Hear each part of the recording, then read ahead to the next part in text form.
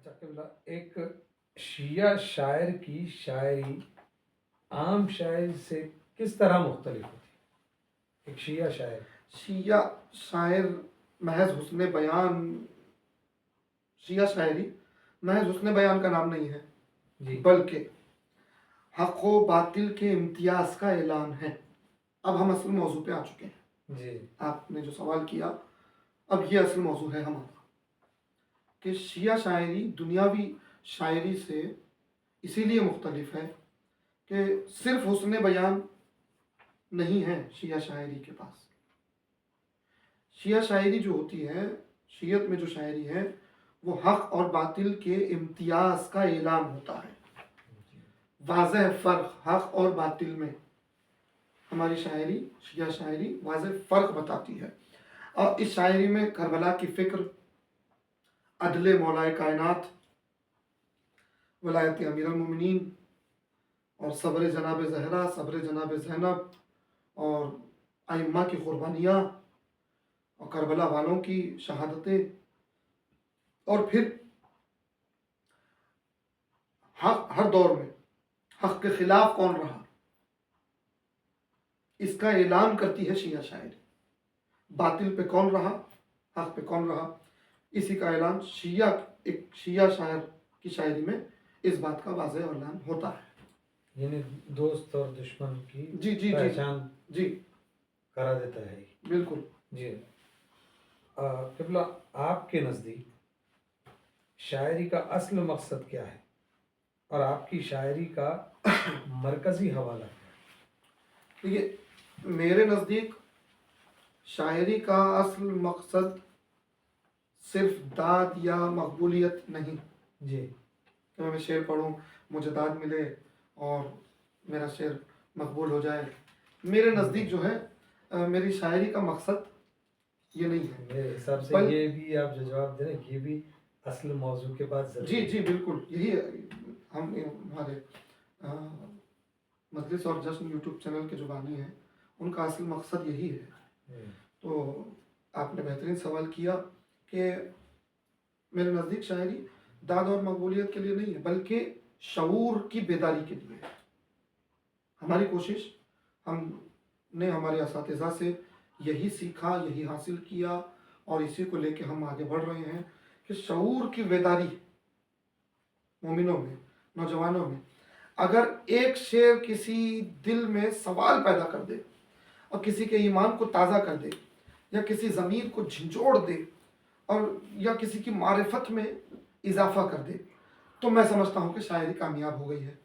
اور پھر آپ کا دوسرا سوال میں ایک سوال جو تھا کہ میری شاعری کا مرکزی حوالہ کیا ہے، تو پھر میری ہر شیعہ شاعر کی، آپ کی بھی اور میری بھی، مرکزی شاعری کا مرکزی حوالہ قرآن کی تعلیمات ہے، جی رسالت معاب اور آل رسول صلی اللہ علیہ وسلم کی تعلیمات ہے، کربلا کی تاریخ ہے، اور سب سے اہم غدیر کا پرچار ہے، ولایت امیر المومنین، حق امیر المومنین، بالخصوص حق جناب زہرا، بالخصوص حق ائمہ، اور ان کا پرچار ہے، ان کو نشر کرنا ہے۔ اور پھر یہ کہ کربلا کی تاریخ اور مظلوم کی آواز، یہ ہماری شاعری کا مقصد ہے۔ حوالہ، مرکزی حوالہ ہماری شاعری کا یہی ہے، یہی ہونا چاہیے، یہی ہونا چاہیے، اور یہی ہے آج بھی شعراء جو مبتدی ہیں ان کے لیے بھی یہی ہے کہ نہ کہ واہ واہ اور یہ ساری چیزیں، بلکہ یہ ہونا چاہیے، یہی ہونا چاہیے۔ ہم اپنے شعر کو، اپنے اشعار کو کسی زمانے تک محدود نہیں رکھیں، بھئی اس زمانے کے لیے محدود نہیں رہنا چاہیے۔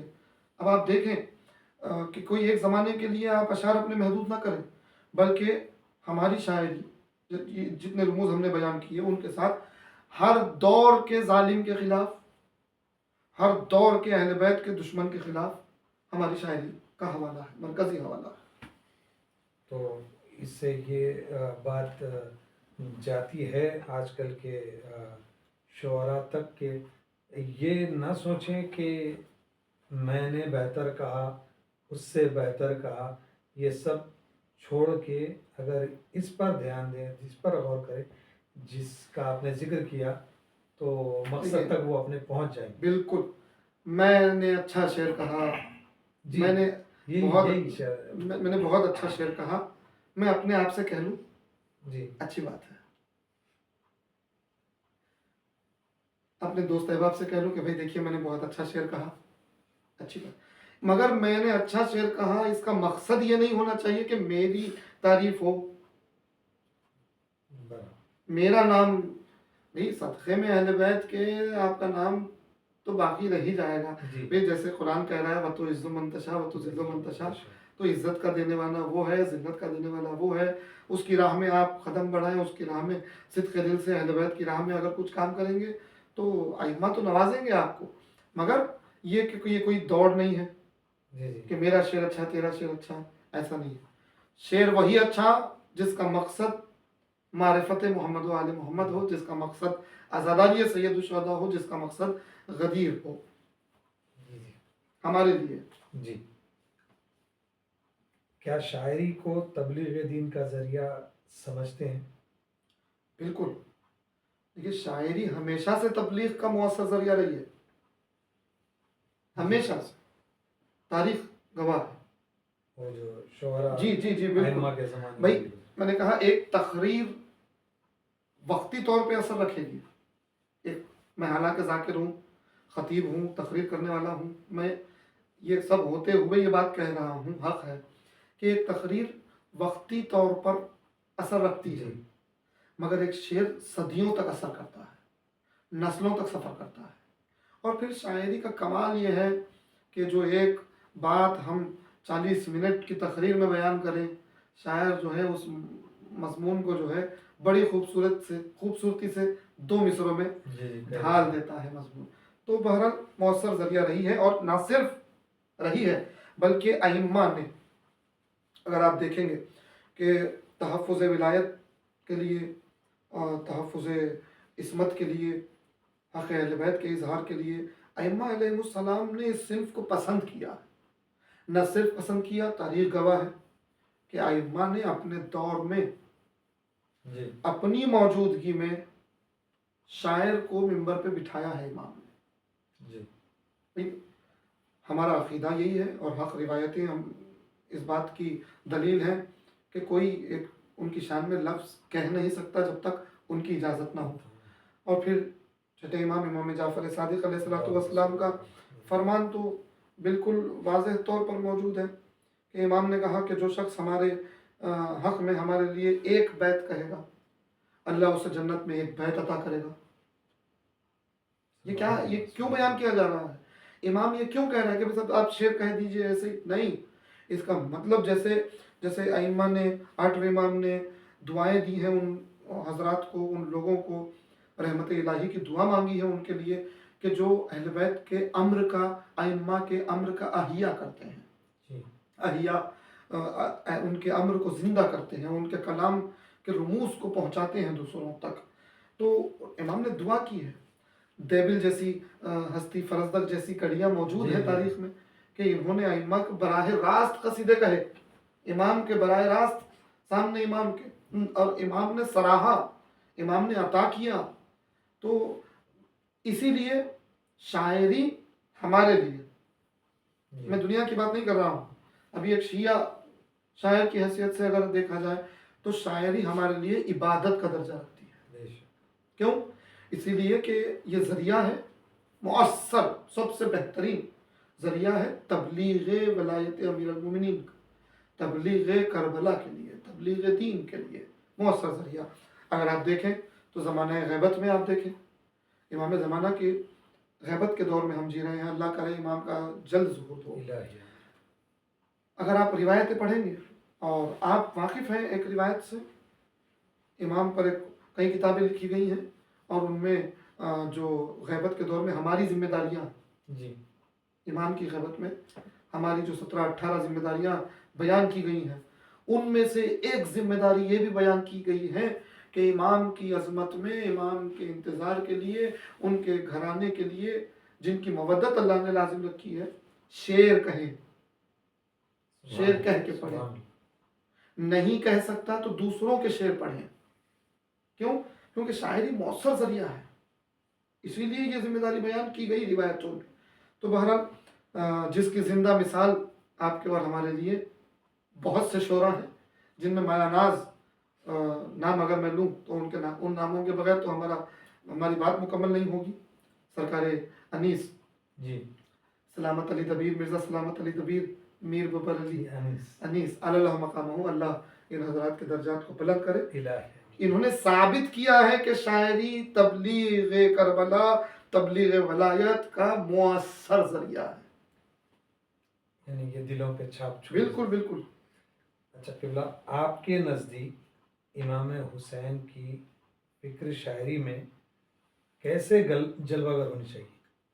امام حسین علیہ السلام صرف مظلوم نہیں ہے بلکہ خود سید الشہداء، خود ایک انقلاب ہے. جی ذات امام حسین خود خود ایک انقلاب ہے تاریخ کا، اور ہر دور کے لیے ہے، قیامت تک کے لیے ہے. اور شاعری میں امام حسین کا ذکر کرتے وقت ہمیں ان کے قیام کی، ان کی حکمت، مولا حسین کی حکمت اور ان کے مقصد کو اجاگر کرنا چاہیے. یعنی مقصد امام حسین، فکر امام حسین کیا ہے، مقصد امام حسین کیا ہے، خیام امام حسین کیا ہے، مقصد کیا ہے امام کا. ان چیزوں کو ہم رقم کریں اپنی شاعری میں، عظمت سید الشہداء بیان کرتے ہوئے، تاکہ جو سامع ہے یا قاری ہے، سننے والا یا پڑھنے والا ہے، وہ سمجھے اس بات کو آپ کی شاعری سے کہ حسین زندہ تھے، زندہ ہے، زندہ رہیں گے. حسین حق پر تھے، حق پر ہیں، حق پر رہیں گے. نہیں، حسینیت ہمیشہ سے حق پہ ہے، حق پہ رہے گی، اور ہر دور کی یزیدیت پہ اللہ کی لعنت ہے. تو یہ شاعری کی فکر میں یہ چیزیں ضروری ہیں کہ امام حسین کے تعلق سے ان چیزوں کو بیان کیا جائے. کیا آپ سمجھتے ہیں کہ شاعری معاشرے کو بدل سکتی؟ ہم نے اپنے کلام کے حسین بھائی آغاز ہی میں یہ آپ نے پہلا سوال پوچھا تھا، شاعری کیا ہے. جی نہ جانے آپ کتنے سوال کر چکے اور نہ جانے میں کتنے صحیح جوابات دے پایا، یہ الگ بات ہے، مگر پہلا سوال آپ نے یہ کیا تھا شاعری کیا ہے. تو ہم نے یہی کہا تھا کہ وہ احساس جو دل سے نکلے، دل تک پہنچے، دل تک پہنچے. ایک اب وزن کے ساتھ، بہر کے ساتھ، یعنی یہ ساری تفصیلات جو آپ بتا چکے ہیں تو ان کے ساتھ آپ یہ سوال کر رہے ہیں کہ بھئی معاشرے کو کیا شاعری بدل سکتی ہے، تو میں کہوں گا جی ہاں، بالکل معاشرے کو شاعری تبدیل کر سکتی ہے. کیسے؟ دیکھیے، شاعری دل بدلتی ہے اور دل معاشرہ بدلتا ہے. کیا کہنے، واہ واہ. شاعری جو ہے دل بدلتی ہے اور دل معاشرہ بدلتا ہے. بے شک. ایک سے بڑھ کے ایک کے بعد ایک کے بعد نسل در نسل معاشرہ بدلنے کے لیے بھی شاعری ہمیشہ سے مؤثر ذریعہ رہی ہے. آج اگر آپ اردو ادب میں دیکھیں تو اردو ادب میں بہت لاکھوں نام، ہزاروں نام ہیں جو مشاعروں میں جو ہے انصاف کے لیے، انسانیت کے لیے، مظلوموں کی حمایت کے لیے شاعری کر رہے ہیں. جی تو معاشرے کی تبدیلی لوگوں میں پیدا ہوتی ہے نا. تو ہم چونکہ اہل بیت اطہار سے وابستہ ہیں، جی غدیر ہمارے پاس ہے، کربلا ہمارے پاس ہے. تو غدیر اور کربلا یہ دو ایسی چیزیں ہیں جو معاشرے کو بدلنے کے لیے ہی ہے، اور اگر شاعری میں یہ ڈھل کے پیش ہو تو خود بخود معاشرہ بدلنے لگتا ہے. اور میں سمجھتا ہوں، میں اپنی ذاتی رائے پیش کر رہا ہوں کہ ہمارے نوجوانوں کو، ہمارے مذہب کو، ہماری ماں بہنوں کو، ہمارے گھروں میں شاعری ہی نے بدل کے رکھا ہے، حفاظت سے رکھا ہے. کیونکہ مرثیوں سے وابستہ ہے، قصیدوں سے وابستہ ہے. سال بھر مرثیے پڑھے جا رہے ہیں، سال بھر قصیدے پڑھے جا رہے ہیں. تو خود بخود وہ احساسات، بھائی شاید علی اکبر کا مرثیہ، اگر بات آ گئی ہے 2-4 منٹ اگر اور لگ جائیں تو شاید علی اکبر کا مرثیہ پڑھا جا رہا ہے، ہمارے نوجوان پڑھ رہے ہیں، ہم پڑھ رہے ہیں، ماں بہنیں پڑھ رہی ہیں. بھائی کیا ہے مرثیے میں؟ شاعری کس انداز میں کی گئی ہے؟ انیس و دبیر نے کیا عرض کیا کہ بھائی اخلاق، شہزادے علی اکبر کے اخلاق باپ کے سامنے کیا ہے، پھوپھی سے کیسی محبت ہے، ماں کے سامنے کیسے پیش ہو رہے ہیں، بہن سے محبت کیسی ہے، اگر حضرت عباس علیہ السلام کا مرثیہ ہے تو دیکھیں کہ اولی الامر کی اطاعت کا معیار کیا ہے، کیا امام کی اطاعت کا معیار کیا ہے، بھتیجی ہے تو کتنا پاکیزہ رشتہ اور کتنی محبت. تو یہ مرثیے صرف تاریخ نہیں ہے. اب یہ جو شاعری ہو رہی ہے جی یہ وہ معاشرہ تبدیل اور ہمارے معاشرے کی حفاظت کے لیے کافی ہے کہ وہ جو اثر کر رہی ہے شاعری کہ بھئی ہمیں اپنے بھائی سے کیسا رہنا ہے، ہمیں اپنی بہنوں کے ساتھ کیسا رہنا ہے، ہمیں اپنے بچوں سے کیسے پیش ہونا ہے، بچوں کو ماں باپ سے کیسے پیش ہونا ہے. تو میں اگر سمٹ کے کہوں تو من جملہ تعلیمات محمد و آل محمد، تعلیمات قرآن، تعلیمات رسول کا مؤثر ذریعہ شاعری ہے. اس طرح معاشرے کو بدلنے کے لیے بھی شاعری کافی حد تک شاعری جو ہے بہت اثر رکھتی ہے، اور ہمارے معاشرے کی حفاظت کے لیے بھی شاعری بہترین مؤثر ذریعہ ہے. بالخصوص شہر ولایہ علی اور رضا حسین میں ہم مومنین اس سے جڑے ہوئے ہیں، مسلسل جڑے ہوئے ہیں. حسین بھائی آپ دیکھیں، میں چونکہ براڈ کاسٹ ہو رہا ہے یوٹیوب چینل پہ، آپ خود گواہی دیں گے کہ کئی شہر ایسے ہیں کہ جہاں عقیدوں کے بگاڑ پیدا ہو چکے ہیں. جی اب میں تفصیل میں نہیں جاؤں گا، جی میں نے اشارہ کر دیا ہے. ہمارے پاس بھی کئی چیزیں شامل ہو رہی ہیں عقیدے کی بگاڑ کے لیے، عقیدوں کی بگاڑ کے لیے کئی چیزیں ہمارے پاس بھی شامل ہو گئی ہیں. مگر اتنا کہوں گا کہ یہ شاعری ہے، یہی مرثیے ہیں.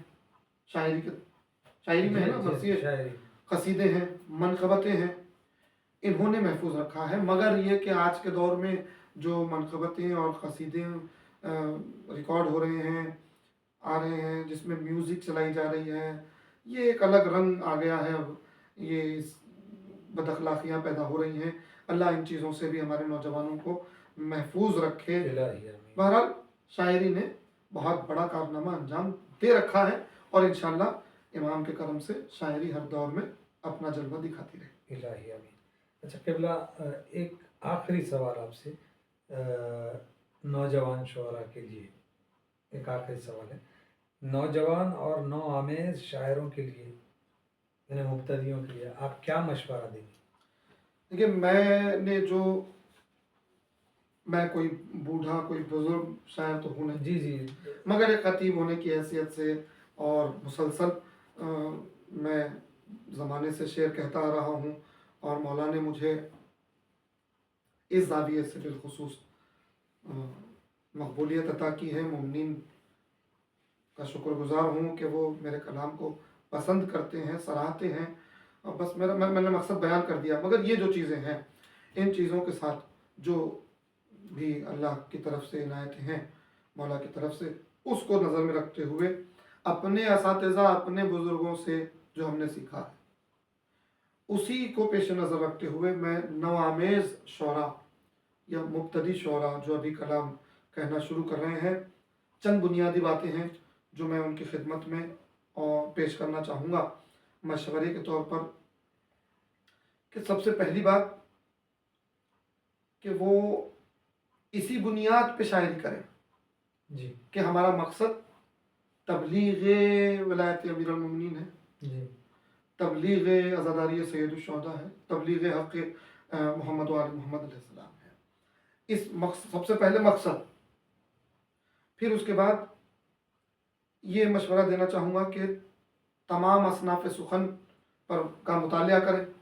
اصناف سخن جی میں جو اصناف ہیں سخن کے، اصناف سخن کا مطالعہ کریں، اور پھر کسی ایک صنف میں جس میں فطرت چاہتی ہے اس صنف میں اپنی مہارت پیش کریں، اور پھر اپنی طبیعت کے مطابق کسی صنف کا انتخاب کریں. پھر اب یہ سب سے اہم بات کہوں سمجھیں نوآمیز شعراء کے لیے، مبتدی شعراء کے لیے، کہ سب سے پہلے اپنے لیے ایک ماہر اور بہترین استاد منتخب کریں، جی جو رموز بتائے، جو آپ کو طریقہ بتائے، جو آپ کے کلام کی اصلاح کرے. بہترین استاد کا انتخاب ہم نے ہمارے استاد شاعر حجت اسرار اللہ رضوی صاحب سے بہت چیزیں سیکھی ہیں. جی ایک جملہ ان کا مجھے ہمیشہ ہی اچھا لگتا ہے. وہ اکثر کہتے ہیں کہ ایک اچھے استاد کا انتخاب شاعر کے شعور کو ظاہر کرتا ہے. کیا کہیں. تو اس حساب سے استاد کا انتخاب کریں. اور پھر آخر میں یہ پیغام دینا چاہوں گا میں نو آمیز شعراء اور مبتدی شعراء کے لیے کہ سمجھیں، مطالعہ کریں، پڑھیں، سمجھیں، پھر لکھیں. جی. پہلے مطالعہ کریں، سمجھیں اور اس کے بعد لکھنا شروع کریں. اور کربلا کو صرف آنسو نہیں بلکہ شعور کے ساتھ برتیں. کربلا کا شعور رکھتے ہوئے اشعار پیش کریں. اہل بیت علیہ السلام کے نام پر لکھی جانے والی شاعری امانت ہے. کیا کہیں. اس کو امانت سمجھیں. اور تلخ ہوگا مگر کہہ دو جملہ کہ اپنی شاعری کو سستی شہرت کی نظر نہ کریں. کیا کہیں. سستی شہرت کے کیا لیے کہیں. بھئی سب سے پہلے یہ فکر نہ ہو کہ میں مشہور ہو جاؤں، جی. میں معروف ہو جاؤں. نہیں، یہ فکر پہلے نکال دیں. دھات جی. کی ہوس جی. جی. اور مقبولیت کی لالچ یہ پہلے ہٹائیں. یعنی ساری چیزیں جو آپ کی شاعری جی کو- جی جی جی ورنہ وہ شاعر کبھی کامیاب نہیں ہو سکتا ہے، کبھی نہیں کامیاب ہو سکتا. یہ چیزیں ہٹائیں. یہ چیزیں ہٹا کر جو بنیادی مقاصد ہیں ان کو پیش نظر رکھیں اور پھر مسلسل مشق کریں، مطالعہ کریں، اساتذہ کو پڑھیں. بہرحال میں دعا یہی کروں گا کہ نو آمیز شعراء کے ساتھ، مبتدی شعراء کے ساتھ اللہ ہماری شاعری میں بھی دن بدن نکھار پیدا کرے، الہی. ہماری توفیقات میں اضافہ کرے. الہی. قبلہ میں آپ کا بے حد ممنون و مشکور ہوں کہ آپ نے جو سوالات تھے اس کے بڑے ہی بہترین وضاحت کردہ جوابات دیے. یہ جو مجھے یقین ہے یہ جوابات سے جو مبتدی شعراء ہے جو شاعری کر رہے ہیں ان کو ضرور مدد ملے گی. میں مجلس و جشن یوٹیوب چینل کی طرف سے بھی آپ کا جو ہے شکر گزار ہوں. مرزا مرتضیٰ حسین صاحب جو بانی ہیں وہ بھی ان کی جانب سے بھی آپ کا مشکور ہوں کہ آپ ہماری دعوت پہ ہمارے سوالات کے بہترین جوابات پیش کیے جس سے مبتدیوں کو یقیناً استفادہ ہو. میری دعا ہے کہ ہم نے جو سیکھا جانا وہ جتنے سوالات آپ نے کیے ہم نے اپنے تجربے پیش کر دیے. بہرحال کسی شاعر کے لیے، کسی مبتدی شاعر کے لیے، نوآمیز شاعر کے لیے اگر مددگار کوئی جواب ثابت ہوتا ہے تو میری کامیابی ہے. اور پھر آپ کے لیے اور مرتضیٰ صاحب کے لیے بھی میں دعا گو ہوں کہ مولا آپ تمام کی بھی اور ہماری بھی توفیقات میں مزید اضافہ فرمائے. اور آخر میں دعا کرتا ہوں کہ بار الہ جو پردہ غیبت میں ہمارا امام ہے اس امام کے ظہور میں تاجیل فرمائے اور ہم سب کو سرکار کے ناصروں میں شمار فرمائے. شاعری پہ بات ہے تو آئیے آفتاب دکن کے دعائیہ کلمات کہیں یا شاعری کے انداز میں انہوں نے جو 4 مصرے کہہ دیے جو شعراء آفاق ہیں تو اسی پر اختتام کرتے ہیں مل کر کہ چین دنیا میں ملے، راحت عقبہ مل جائے، شدت عشق ملے، غم کا سلیقہ مل جائے، کاسے دل لیے حاضر ہیں درے دولت پر، فاطمہ آپ کی اولاد کا صدقہ